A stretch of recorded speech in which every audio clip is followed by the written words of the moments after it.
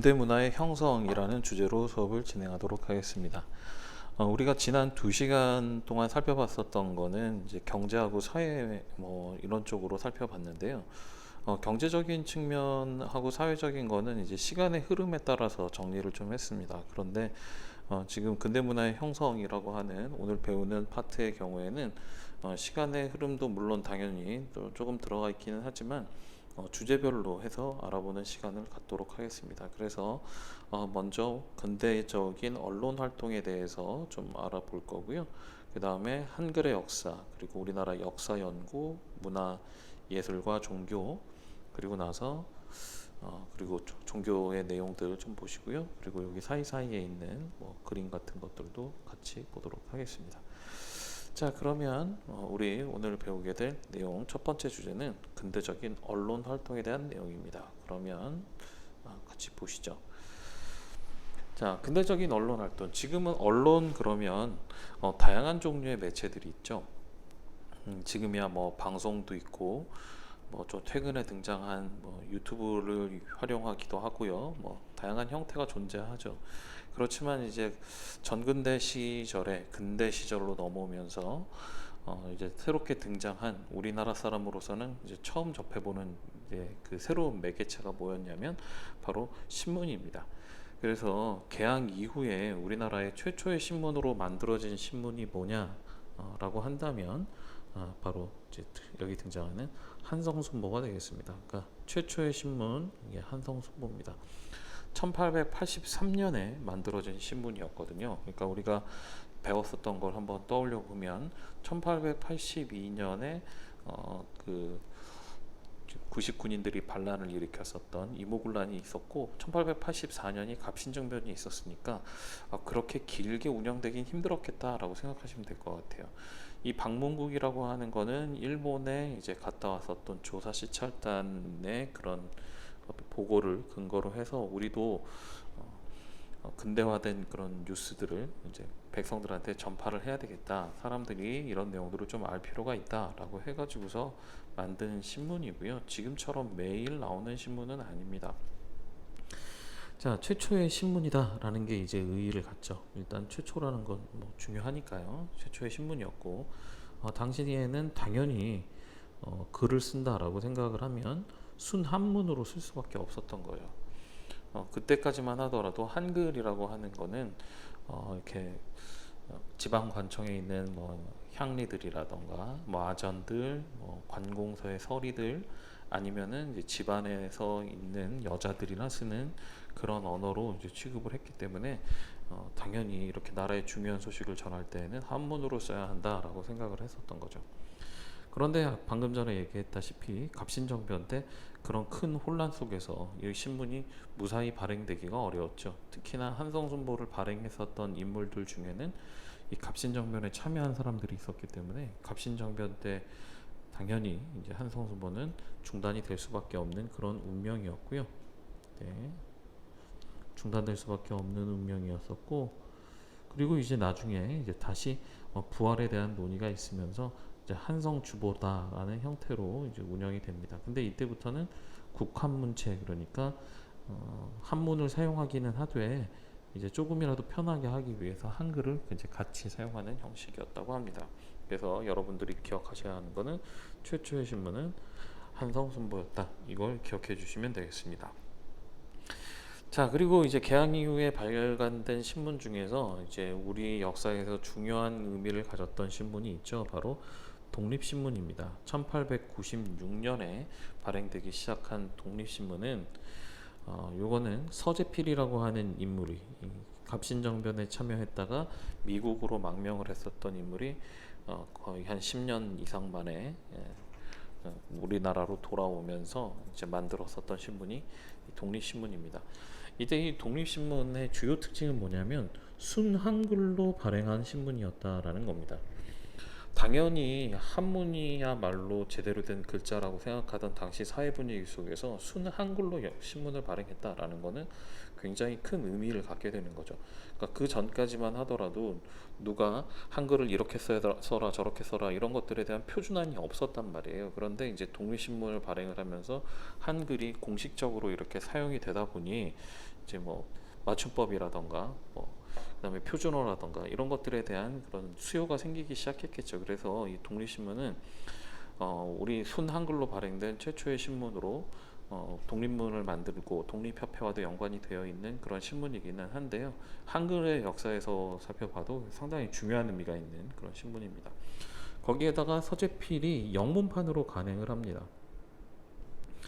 영문판으로 간행했다는 얘기는 뭐냐면 우리나라에 와 있는 외국인들에게 우리의 시선으로 뉴스를 전한다 이렇게 생각하시면 됩니다.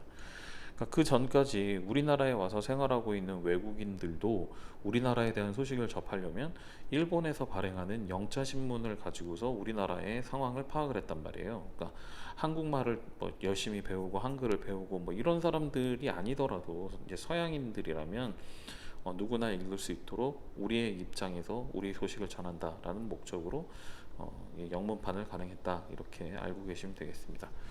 이게 최초의 민간 신문이었고요. 최초의 민간에서 발행한 정부에서 발행한 게 아니라 개인들이 모여서 운영한 최초의 민간 신문이었고, 그리고 당연히 1896년에 만들어진 이 독립신문은 독립협회가 해산당할 무렵이 되면 같이 폐간당하는 운명이 됩니다. 그러니까 독립신문을 통해서 독립문이 만들어지고 그 독립문을 만드는 과정에서 독립협회가 만들어졌기 때문에 독립협회의 해산은 독립협회를 운영했던 사람들이 이제 굉장히 좋지 않은 상황에 놓였다는 얘기고, 그걸 이제 거슬러 올라가면 독립신문을 발행했었던 사람들도 활동이 어려워진 상황이었거든요. 그래서 결국 독립협회 해산 후에 폐간을 하게 됩니다. 그런데 이렇게 독립신문을 통해서 새로운 소식을 전해 들었던 사람들이 독립신문이 없어졌다 그래서 새로운 소식에 대한 그런 관심이 없어진 건 아니거든요. 그래서 독립신문이 없어지고 나서 바로 여러 신문들이 등장을 하게 됩니다. 그 대표적인 신문들이 조금 굵은 글씨로 할까요? 황성신문, 그 다음에 제국신문, 그리고 중요하다고 표시를 할게요. 대한매일신보 같은 이런 신문들이 발행이 되기 시작을 합니다. 자, 황성신문 그러면 국한문 혼용으로 했었고요. 그러니까 독립신문보다는 좀 살짝 과거로 돌아간 느낌이죠. 약간 좀 보수적인 느낌이 나는 그런 신문인데요. 그렇다 보니 대상은 양반 지식인들을 대상으로 하고 있었습니다. 그러니까 양반 지식인들은 아무래도 좀 한글을 사용하고 하는 것들을 좀 천시했기 때문에 황성신문은 그런 독자들의 요구에 맞춰서 운영한 거라고 생각하시면 되겠습니다. 그래서 국한문 혼용을 했고요.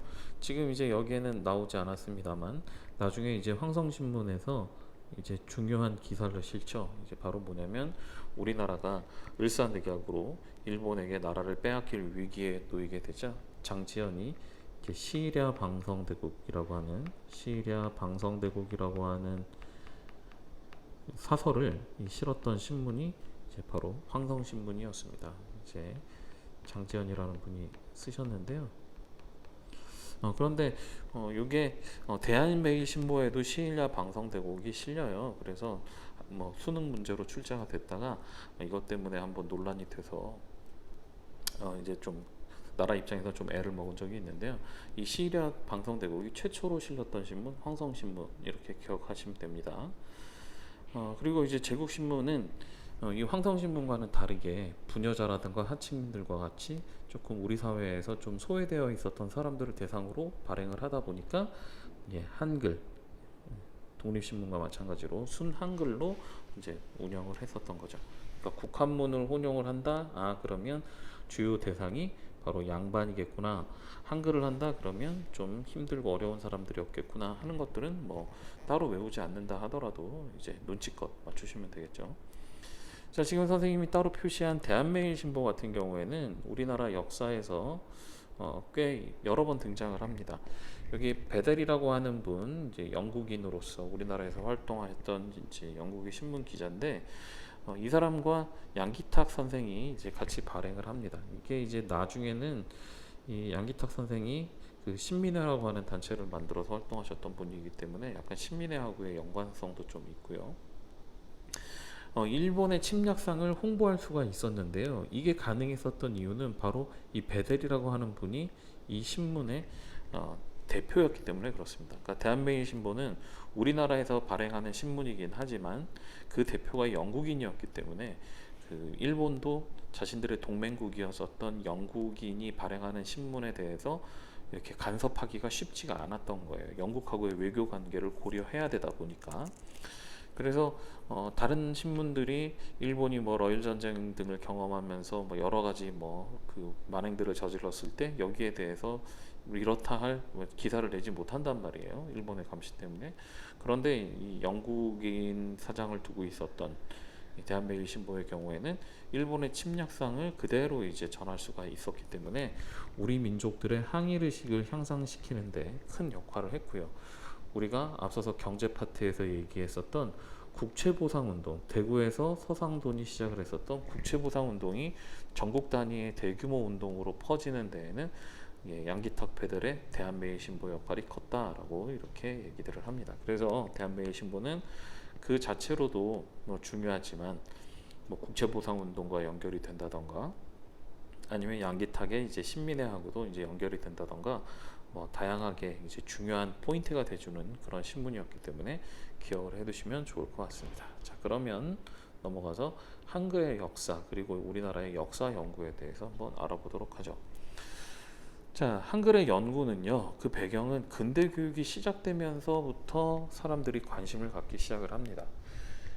근대 교육의 대상자는 물론 양반들도 근대 교육의 대상자지만 소수의 양반들만 이제 깨우쳐가지고서는 교육이 이게 다른 나라하고의 경쟁이 안 되거든요. 그러니까 당시 근대적 문물을 받아들이고 이제 노력했었던 사람들은 서구가 왜 이렇게 발전을 했을까, 일본이 왜 발전했을까, 뭐 이런 것들을 계속 이제 비교하는 벤치마킹을 하게 되는데 거기서 보면은 서구에 있는 나라들이나 아니면 일본 같은 경우에는 그런 교육이 널리 퍼져서 이제 많은 사람들이 이제 교육을 받고 있는 걸 봤단 말이에요.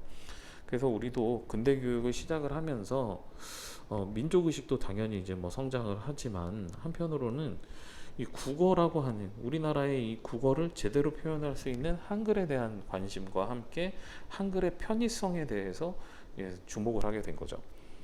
그러니까 한글을 사용함으로써 뭐 서민들, 그러니까 여자들부터 시작해서 가난한 하층민들까지도 누구나 공부를 할 수 있다는 거죠.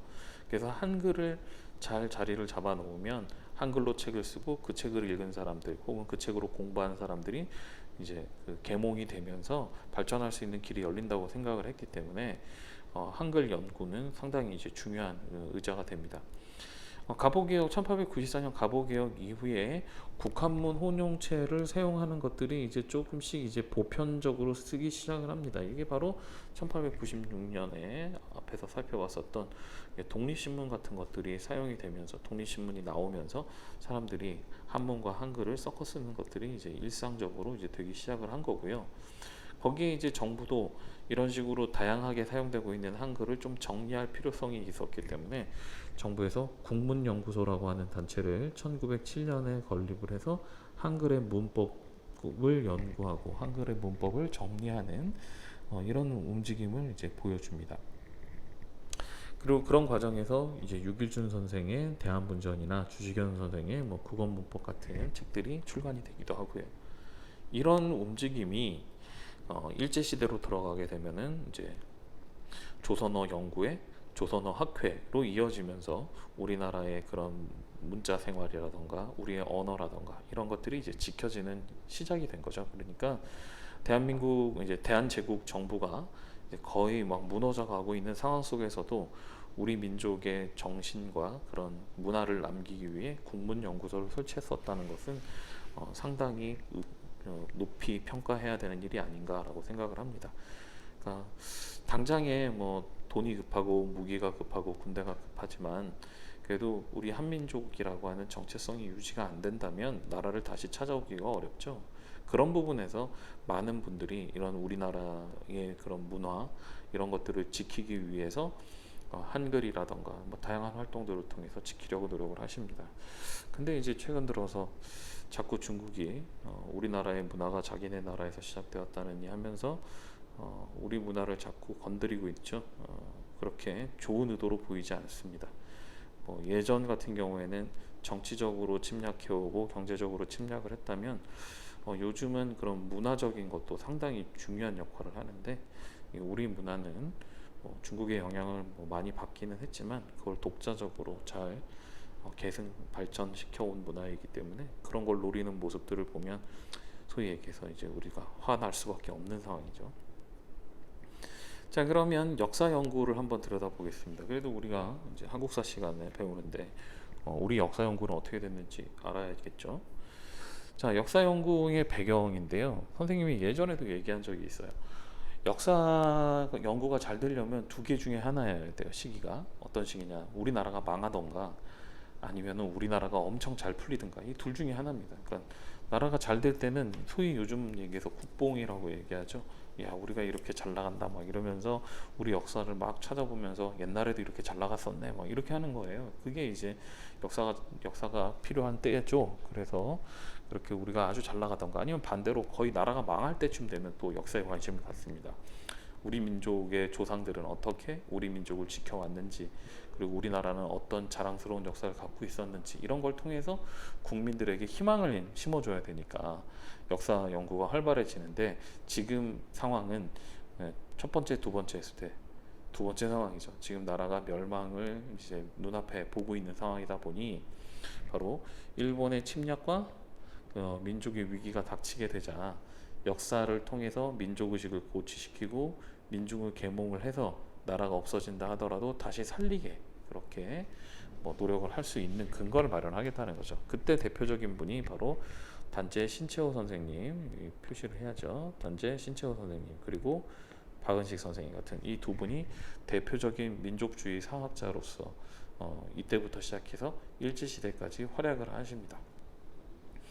단재 신채호 선생님은 여기 앞에 있는 을지문덕전이라던가 이순신전과 같은 이런 우리나라의 위인들의 관련된 이야기들을 이제 글로 써서 신문 등에 게재를 하고, 그 게재된 신문의 내용을 모아서 이제 책으로 내면서 사람들한테 우리 민족의 영웅을 알리는 역할을 하신 거죠. 그러니까 이순신 장군이 물론 유명한 분이고 그렇지만 이렇게 널리 사람들 사이에서 알려지게 된 데에는 이런 신채호 선생님의 역할이 컸다고 얘기들을 하더라고요. 그래서 을지문덕전, 이순신전과 같은 이런 애국적인 그런 영웅들의 그런 소식들을 전하는 그런 것도 하셨을 뿐만이 아니라 독사신론이라고 하는 그런 책을 발표하시면서 우리가 역사학을 연구할 때 어떠한 방향으로 연구를 해야 되는가 하는 그런 방향성을 제시해 주는 것도 신채호 선생님의 역할입니다. 그래서 이 신채호 선생님은 이후에도 여러 번 등장을 하니까 역사학자 이외에도 독립운동가로서도 열심히 하셨던 분이기 때문에 기억을 해두시면 좋을 것 같습니다. 이 점은 박은식 선생님도 비슷합니다. 그래서 신채호 선생님처럼 이렇게 그 역사적인 부분을 연구하시는 활동도 하시기도 했었고, 그 다음에 이제 우리 전통적으로 내려오던 유학을 계승 발전시키려고 하는 노력도 하셨고, 또 임시정부에서 활동도 하시면서 박은식 선생님 같은 경우엔 이승만 이제 초대 임시정부 대통령이 탄핵받은 이후 제2대 대통령으로 잠깐이지만 자리를 이제 차지하셨다가 이제 헌법 개정을 통해서 자리를 물러나시게 됐는데, 그때 이제 잠시 이승만 대통령을 뒤를 이어서 임시정부 2대 대통령을 하셨던 분이 이제 박은식 선생님입니다. 그래서 이분도 잘 기억을 해두시고요. 특히나 동명왕실기라던가 청계소문전 같이 이제 외세와 싸워서 이제 승리를 거두었었던 그런 위대한 인물들에 대한 기록을 남겨놨죠. 그 중에서도 이제 동명왕실기 그러면은 고구려를 건국했었던 동명성왕에 대한 그런 내용을 실어놨습니다. 근데 이제 박은식 선생님이 이제 관직도 잠깐 하셨대요. 근데 그 관직을 잠깐 하셨을 때 맡았던 일이 바로 동명왕과 관련된 일을 하셨기 때문에 관심이 아마 가셨을 것 같고요. 그리고 1911년에 이제 만주로 넘어가셔가지고 그곳에서 이 책을 이제 완성을 하셨답니다. 그래서 동명왕이 활약하던 만주에서 이 책을 써내셨을 때 어떤 생각이셨을까라고 생각을 해보면 참 일단 많은 생각들이 들어갑니다. 자, 그 다음에 이제 두 분이 쓰신 건 아니지만 미국 독립사라든가 월남 망국사 같은 책들이 번역돼서 출간이 되고 팔립니다. 미국 독립사는 영국과 미국이 싸워서 미국이 독립을 하는 얘기죠. 식민지로부터 스스로 힘으로 독립을 해낸 많지 않은 사례입니다. 그래서 이 미국 독립운동사 그런가 하면 월남 망국사, 이제 우리에 앞서서 베트남이 먼저 프랑스한테 넘어갔거든요. 그래서 베트남이 어떤 과정을 통해서 프랑스의 식민지가 됐는지를 이제 월남 망국사라는 책을 통해서 이제 번역을 해서 출간을 하는 거죠. 그리고 이런 걸 통해서 사람들이 지금 현재 상황을 좀 올바르게 인식을 하고 올바른 대응법을 이제 내놓을 수 있도록 역사의 학자들이 연구를 하셨다, 이렇게 보시면 됩니다. 자, 그 다음에 이제 다음 주제는 문화예술 종교 파트입니다. 문화예술, 먼저 문학 쪽을 살펴보면요, 이 당시에 우리가 그 전까지 있었던 뭐 소설들, 그 전까지 있었던 시와는 다른 형태의 신소설, 신체시라고 하는 새로운 것들이 등장을 합니다. 우리 예전에 뭐 한문으로 쓰여지긴 했지만 연암 박지원의 뭐 양반전이라던가 뭐 허생전이라던가 뭐 이런 소설들도 있었고, 또 판소리를 소설로 바꾼 거긴 하지만 뭐 수군가라던가 뭐 그 심청전이죠, 심청전 수군가라던가 아니면은 뭐 춘향전이라던가 이런 것들이 있긴 했지만 이런 것들은 다 옛날이란 말이에요. 옛날 방식이죠. 한문으로 쓰여졌거나 한글로 쓰여졌다고 하더라도 뭐 형식 자체가 옛날이란 말이에요. 그런데 신소설 혈의누, 그리고 금수회의록 등 이제 이런 소설 등을 통해 가지고서 우리나라에 이제 본격적인 근대적 이제 소설들이 등장을 했다, 이렇게 생각을 하시면 됩니다. 그리고 또 번역 소설로 뭐 걸리고 여행기나 이소부와 같은 이런 소설들이 번역이 되면서 이제 사람들 사이에서 혹은 어린이들 사이에서 읽히는 그런 소설이 됐죠. 그런가 하면 이제 신체시라고 해서 그 전에 이제 시조는 평소에 사용하는 말이 아니라 뭐 운율에 맞추기는 하지만 평소에 사용하지 않는 어려운 한문 등을 이용을 해가지고서 뭐 문학 활동을 했는데, 이제 구어체로, 그러니까 보통 평범하게 내가 다른 사람한테 이야기하는 것처럼 해에게서 소년에게라고 하는 시를 씀으로써 우리나라의 시의 역사를 새롭게 시작했다, 이렇게 얘기를 합니다. 뭐 그런가 하면 이제 음악과 연극, 미술 뭐 이런 쪽에서도 다 서구식의 그런 새로운 게 들어왔고요. 그래서 이제 음악 같은 경우에는 이제 창가라 그래서 이제 서구의 리듬에다가 우리의 뭐 가사를 입힌 뭐 이런 것들이 유행을 했었고, 연극 같은 경우에는 이제 최초의 서양식 극장인 원각사라고 하는 곳이 만들어지면서 이곳에서 연극을 상영을 했는데, 그때 연극을 우리가 창극이라고 불렀어요. 그래서 이런 창극들이 유행을 했었고요. 그런가 하면 이제 미술에서는 이제 서양화의 그런 기법들이 우리나라에 들어옵니다. 그래서 그 전에는 이제 동양화의 영향을 받은, 그러니까 동양화밖에 없죠. 근데 이때 서양식의 유화가 들어오면서 동양화인데 얼핏 보면 그 안에 서양식의 그런 느낌이 묻어나게 하는 그런 미술 등이 이제 시작이 됩니다. 자, 다음 페이지로 넘어가서 여기 뭐 보시면 이인직의 혈의누 같은 이런 소설책 남아 있죠. 그리고 이제 을지문덕전 같은 것도 있고요. 그리고 나서 이제 여기 보시면은 이제 신문을 발간하는 당시 이제 모습, 이게 당시 이제 신문사 기자분들이었다고 그러죠. 자, 그러면 이제 종교를 한번 보도록 하겠습니다. 종교는요, 다양한 종교들이 활동을 합니다. 먼저 개신교가 들어오죠. 이 개신교는 미국의 영향을 받은 이제 종교입니다. 그러니까 우리가 서양사에서 보면 서양사에서 이제 거의 천년 동안 교황을 중심으로 해서 천주교가 이제 밑에 나와 있는 이제 천주교가 이제 있다가 그 기독교 안에서 이제 갈라지게 되죠. 그래서 이 사람들을 프로테스탄트라고 부르면서 기존의 그 교황 중심의 그런 교회 조직에서 벗어나서 성경을 이제 강조하는 이런 사람들이 떨어져 나온단 말이에요. 근데 이제 그분들이 활동을 주로 하셨던 게 뭐 저기 네덜란드라든가 영국이라든가 또 거기서 이민을 간 미국이라든가 이런 데에서 이제 활발하게 활동을 했는데, 이때 이제 미국 개신교에서 조선을 이제 선교의 대상으로 삼아서 뭐 학교라든가 병원 같은 것들을 많이 건립을 하게 됩니다. 그 덕분에 근대적인 교육과 의료가 발달하는 데 기여를 한 거죠.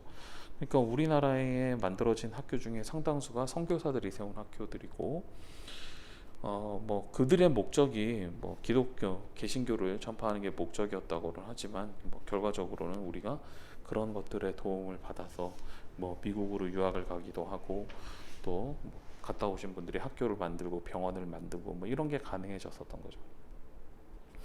자, 천주교 같은 경우에는 뭐 흥선대원군 때 탄압받았던 뭐 그런 얘기부터 했는데 결국에는 프랑스하고 수교를 하면서 이제 포교의 자유를 얻게 됐고요. 이쪽 천주교는 주로 고아원이라던가 뭐 이런 것들을 통해서 접근을 했었다고 하죠. 그래서 고아원 보면 뭐 신부님이나 수녀님이 운영하는 고아원, 우리 드라마라던가 뭐 요즘은 고아원이라고 안 합니다. 뭐 보육원이라고 얘기를 하는데 이제 예전에는 이거 예전 표현이라 요즘은 이렇게 좋지 않은 표현이라고 얘기를 하는데 뭐 예전 표현대로 그냥 썼습니다. 그래서 우리 사회에 힘들고 어려운 사람들을 위해서 사회봉사하고 계명활동을 하면서 이제 가깝게 접근을 해서 이렇게 선교를 하려고 했었던 거죠. 불교 같은 경우에는 조선시대 내내 탄압을 받았단 말이에요. 그런데 이제 가보개혁을 통해서 성리학이 사실상 끝장이 났죠. 과거 시험을 보지 않는다고 하면서. 그래서 가보개혁이 끝나고 나서 탄압이 없어지게 됩니다. 탄압이 없어지니까 그동안에는 산에서 몰래 이제 했었던 불교 활동이 이제 활발해졌고요.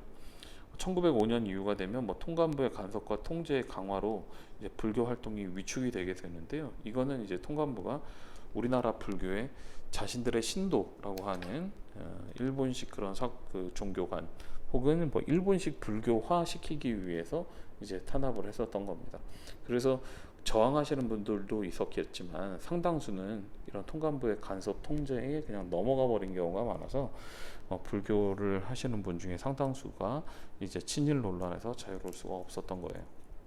그러니까 불교 입장에서 생각해 봤을 때는 조선이라는 나라보단 일본의 식민 지배가 더 나을 수도 있다 이렇게 판단할 수도 있는 거니까요. 자, 유교 같은 경우에는 지금 가보개혁을 통해서 지금 더 이상은 이제 관직에 나가는 이런 길이 막혔기 때문에 이제는 정말 좋아서 하는 사람들이 아닌 이상은 그렇게 많지 않습니다. 그래도 그 조선 500년 동안 유교를 중심으로 했기 때문에 많은 사람들이 특히 이제 시골로 가면 갈수록 이런 분들이 많죠. 선생님도 보니까 선생님 할아버지도 이 일부 유학자들 중에 한 분한테 또 이렇게 교육을 받으셨더라고요. 선생님 할아버지가 선생님 아버지를 굉장히 늦게 낳으셨기 때문에 뭐 선생님의 얼굴을 직접 뵈지는 못했고 뭐 만약에 살아계셨다고 하더라도 뭐 거의 나이가 거의 한 80 이상? 제가 선생님이 태어났을 때 한 80 정도 이상 되셨을 그런 나이였기 때문에 정말 이제 옛날 분이었거든요. 그래서 뭐 이런 일부 유학자들, 뭐 시골에 있는 유학자들은 이제 계속해서 유교를 공부를 했고 그들을 대표했었던 게 앞서서 역사학에서 살펴봤었던 박은식 선생님께서 유교구신론이라고 하는 책을 통해서 대중 중심의 유교로 변화를 해야 한다. 이거는 이제 성리학보다는 이제 양명학의 영향을 많이 받은 건데요. 우리 조선시대 양명학 그러면 명나라 때 유행했었던 학문으로 조선에서는 좀 이렇게 좀 인정을 안 해주는 학문이라 그랬는데 이제 유교를 통해서 뭔가 사회를 혁신을 하고 바꾸려고 하다 보니 이제 양명학 쪽에 관심이 가기 시작을 했었던 거예요. 그래서 이 박은식 선생님이 유교구신론을 통해 양명학을 바탕으로 대중적인 종교로 바꿔야 한다라고 얘기를 했지만 뭐 사실 그렇게 잘 먹히진 않았던 것 같습니다. 자, 그리고 천도교가 있는데요. 천도교는 원래는 천도교라고 부르지 않았었죠. 동학이라고 불렀었습니다. 근데 동학이라고 부르면 딱 바로 동학농민운동이 떠오르기 때문에 3대 교주로 취임을 하신 손병희 선생님께서 제 이름을 동학에서 천도교로 바꾸고 교리도 좀 재정비하고 또 동학 안에서 일부 친일파들이 있었단 말이에요. 동학농민운동이 실패한 다음에 이놈의 조선 확 망해버려라 이러면서 동학을 믿던 사람들 중에 일부가 일본의 친일파로 전환하는 그런 계기가 있었단 말이에요. 그래서 그런 사람들을 다 떨궈내고 동학의 교리를 정비하면서 손병희 선생이 이제 천도교라고 이름을 바꾸게 됩니다. 그래서 이 천도교는 교육이라던가 문화사업이라던가 민족의식 고취 등을 위해서 이제 활발한 활동을 했었던 그런 종교가 되겠습니다. 자, 마지막으로요. 을사늑약 후에 나철 그리고 플러스 오기호라고 하는 분이 을사늑약을 체결한 그 원흉들 있죠. 을사오적이라고 불리는 이런 사람들을 암살을 하려고 나섭니다. 그래서 오적 암살단이라고 하는 암살단을 조직을 해서 나철 오기호 이분들이 을사오적들을 제거하려고 시도를 했지만 결국 실패를 했단 말이에요. 결국 실패를 하게 되자 이제 좀 방향을 바꾼 겁니다. 그래서 을사늑약 이후에 나철 오교 등이 단군을 우리 신앙으로 삼는 그런 종교로 새로 만든 종교가 바로 대종교라고 하는 종교입니다. 그러니까 우리 민족에게 있어서 단군은 우리 민족의 시조이기도 하시면서 널리 세상을 이롭게 한다라고 하는 홍익인간 정신을 바탕으로 세상을 다스리는 아주 훌륭한 분 아닙니까? 그러니까 그분을 이제 우리 조상으로 삼아서 이제 신앙의 존재로 만들겠다라고 주장을 했었던 게 바로 대종교가 되겠습니다. 자, 여기까지 해서 우리 오늘 내용들을 다시 한번 쭉 볼까요? 자, 신문들 여기 나와 있는 한성순보 독립신문, 그 다음에 애국개몽운동 때 나왔던 황성신문, 제국신문, 대한매일신보, 그리고 한글연구 했었던 얘기, 그리고 역사학에서 이제 신채호 선생이랑 박은식 선생이 이제 우리 역사를 민족의식을 고취하기 위해서 노력하는 그런 장면들, 그리고 문화예술에서 나타난 각종 변화들, 그 중에서는 이제 종교에서 나타난 변화들, 개신교 같은 경우에는